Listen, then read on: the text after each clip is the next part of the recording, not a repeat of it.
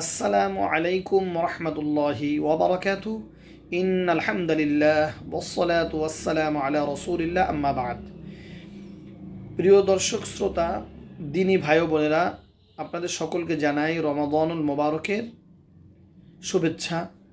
আজ আমরা জানব সাহারি খেতে না পারলে রোজার হুকুম কি।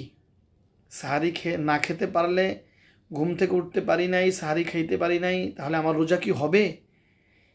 এই প্রশ্নের উত্তর হলো, সাহারি খেতে না পারলেও রোজার নিয়ত করলে রোজা হয়ে যায়।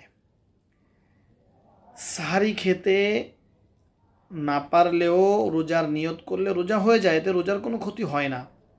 তবে ইচ্ছাকৃতভাবে সাহারি খাওয়া ছেড়ে দেওয়া উচিত নয়, কেননা হাদিস শরীফের মধ্যে এসেছে, বিশ্বনবী সাল্লাল্লাহু আলাইহি ওয়াসাল্লাম বলেন যে সাহারির খানা তোমরা খাও, এটা বরকতি খানা।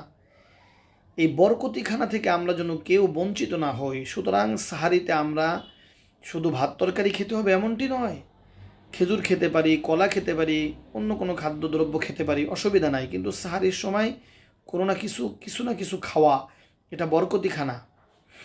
আল্লাহ রসুল সাল্লাল্লাহু আলাইহি সাল্লাম বলেছেন এবং নিজে বিশ্বনবী সাল্লাল্লাহু আলাইহি সাল্লাম সাহারির খানা, বরকতি খানা খেয়েছেন।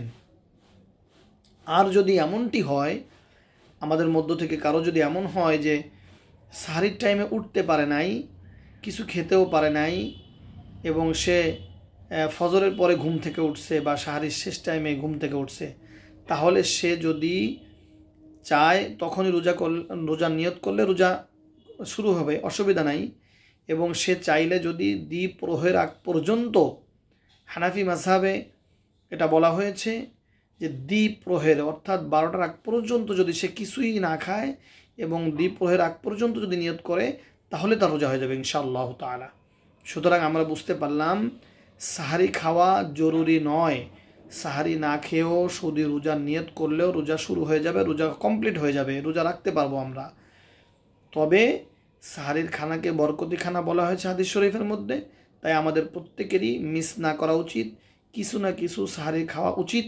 আল্লাহ রসুল সাল্লাল্লাহু আলাইহি ওয়াসাল্লাম বলেছেন। আল্লাহ তাআলা আমাদের সকলকে জেনে বুঝে ইবাদত বন্দেগী করার তৌফিক দান করুন, আমিন। আসসালামু আলাইকুম ওয়া রাহমাতুল্লাহি ওয়া বারাকাতুহু।